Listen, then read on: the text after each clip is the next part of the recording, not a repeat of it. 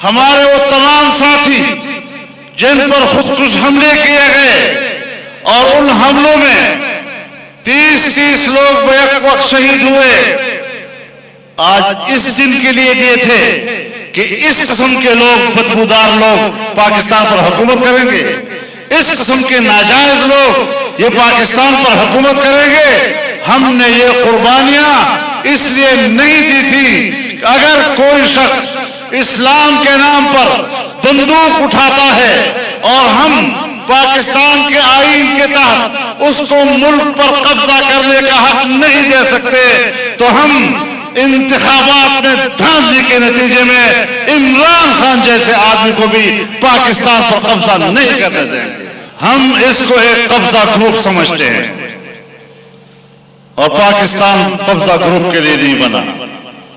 پاکستان پر حق اس پاکستان کے عوام کا ہے، فیصلہ پاکستان کے عوام نے کرنا ہے۔ ہم اگر آئین کی بالادستی کی بات کرتے ہیں، ہم اگر آئین اور قانون کی عملداری کی بات کرتے ہیں، ہم اگر پارلیمنٹ کی بالادستی کی بات کرتے ہیں، یہ بات کیوں قبول نہیں کی جا رہی؟ ہم تو بالکل صحیح بات کر رہے ہیں۔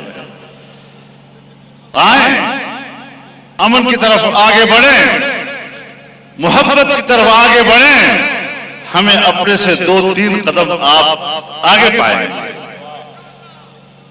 ہم قومی یکجہتی کی دعوت دیتے ہیں، ہم بیوروکریسی کو بھی یکجہتی کی دعوت دیتے ہیں، ہم اسٹیبلشمنٹ کو بھی یکجہتی کی دعوت دیتے ہیں۔ ہم سب ایک ہیں۔ کیوں دنیا میں تاثر جا رہا ہے کہ پاکستان تقسیم ہے، اس کے ادارے تقسیم ہیں، عوام تقسیم ہیں؟ آئیں ایک ہی پیج پر، ایک ہی صفحے پر، ایک ہی صف میں پوری قوم نظر آئے اور ناجائز حکومت کو ناجائز کہے، قابض حکومت کو قابض کہے اور نااہل حکومت کو نااہل کہے اور اس کو اکھاڑ پھینکنے اور عوام کو اپنی امانت واپس کرنے کے لیے کردار ادا کرے۔ ملک کو ایسے لوگوں سے فارغ کرو اور چھوڑو اب پاکستان کی جان۔ گو عمران، گو عمران۔ نعرہ تکبیر! گو عمران! گو عمران! یہ ایک آفت ہے ملک کے اوپر، اس آفت سے نجات حاصل کرنی ہے۔